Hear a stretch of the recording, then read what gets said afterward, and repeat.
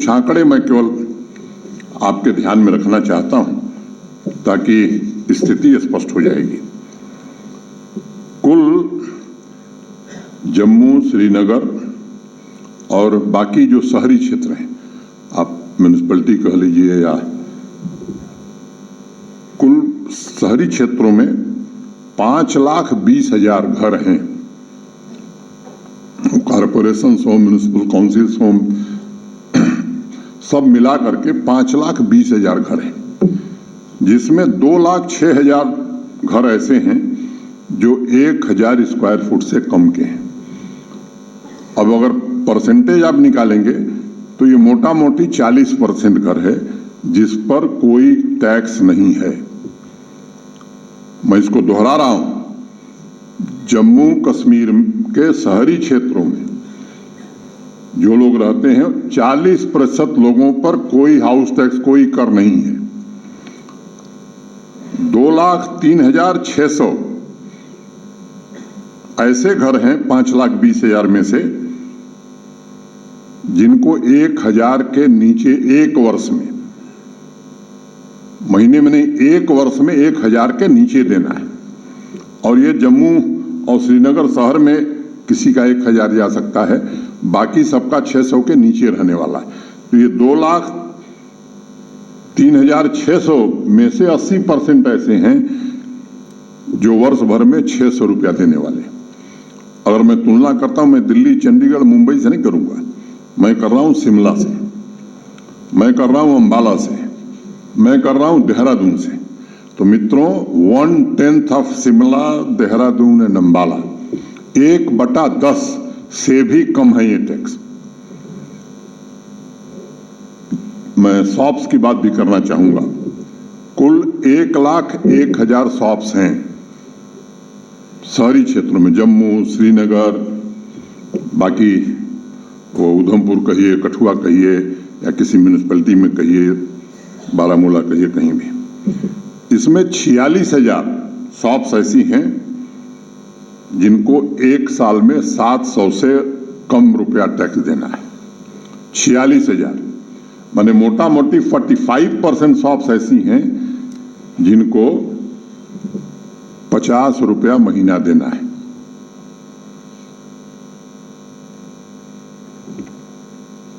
तो 30,000 शॉप्स ऐसी हैं जिनको 2,000 रुपए से भी कम देना है वर्ष भर में। और ये 30,000 में 20,000 ऐसी होंगी जो 1,500 के नीचे ही जिनको देना है। तो ये प्रतिशत अगर आप देखेंगे तो चाहे वो दुकान हो, और ये भी उन शहरों की तुलना में 1/10 से भी कम है। वो रेट मैं नहीं पढ़ना चाहता हूं, ज्यादा समय लगेगा। मतलब क्या हुआ कि सबसे लोवेस्ट प्रॉपर्टी टैक्स हिंदुस्तान के किसी शहर से आप तुलना कर लीजिए, या जिस पर लगाया है तो वेरी मीगर लगाया है। अब कुछ लोग हैं दिल्ली में 50,000 रुपए टैक्स दे रहे हैं। 50,000 रुपया, उनकी तस्वीर मेरे पास है, उनके घरों के बाहर उनके नाम लिखे हुए हैं, और यहां कह रहे हैं कि साहब हम 1,000 भी नहीं देंगे। मैं सबसे अनुरोध करना चाहता हूं, जैसा मैंने पहले कहा, सरकार और प्रशासन का प्राथमिक दायित्व है कि सामान्य लोगों को दिक्कत न हो, और इसका पूरा ध्यान रखा गया है। मोटे तौर पर 75-80% जो आबादी है उसका पूरी तरह से ध्यान रखा गया है। अब जिनको वास्तव में टैक्स देना चाहिए, मेहता जी ठीक कह रहे थे, वो बाकी लोगों को उकसाने की कोशिश कर रहे हैं। देश के हर शहर, हर राज्य में लग गया। हम भी भारत के नागरिक हैं, और कई भ्रांतियां यहां हैं। यहां कहा जाता था कि हम बिजली इतनी बनती है, पता नहीं आप में से कितने लोगों को मालूम है, हमारी कुल उत्पादन क्षमता 3450 मेगावाट है और केवल हाइड्रो पावर ही हम उत्पादित करते हैं। ये सच है कि आने वाले 3 साल में हम इतनी बिजली और बना लेंगे जो 70 साल में बनी थी, लेकिन 7-8 महीने केवल 300 मेगावाट जनरेशन होता है जम्मू कश्मीर में। अगर बाहर के प्रदेशों से बिजली न आवे तो यहां बिजली नहीं दी जा सकती है। ये भ्रांतियां कुछ लोगों ने अनावश्यक फैलाई थी। मुझे लगता है, मैं बार बार कहता हूं कि हम विश्वास रखते हैं सामान्य लोगों से संवाद में। किसी को लगता है कि इसमें कुछ गलत है, कुछ और बेहतर तरीका हो सकता है, मैं स्वागत करूंगा। आइए सुझाव दीजिए,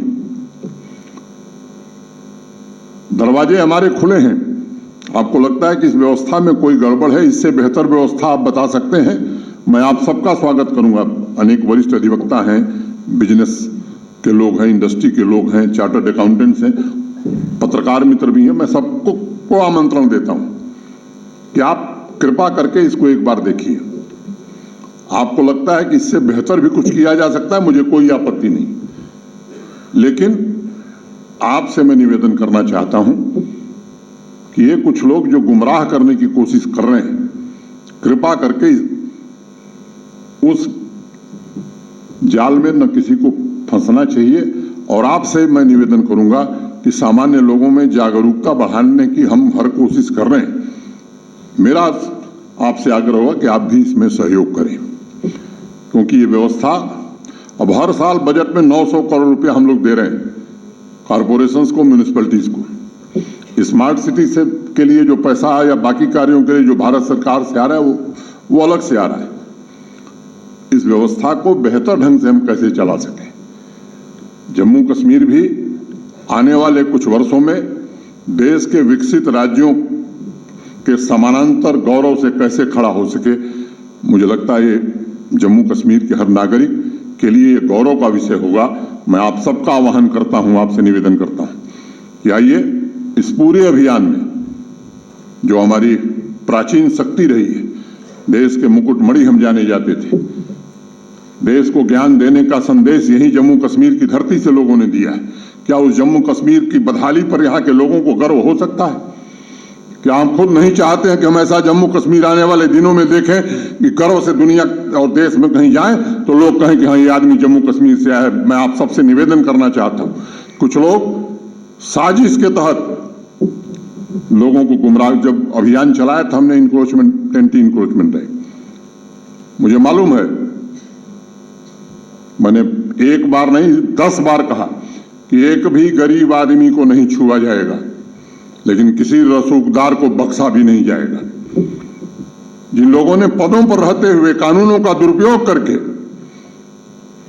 अपने अपने परिवार की भलाई के लिए और सामान्य जनता के हितों को गिरवी रख करके जम्मू कश्मीर को बंधक बनाया था, वो समय अब समाप्त हो गया है। आम आदमी की आवाज सुनी जाएगी, आम आदमी के हक में फैसले लिए जाएंगे, चाहे वो किसान है, मजदूर है, व्यापारी है, उद्योगपति है, लेकिन कुछ विशेष लोगों के लिए फैसले अब यहाँ नहीं हो सकते हैं।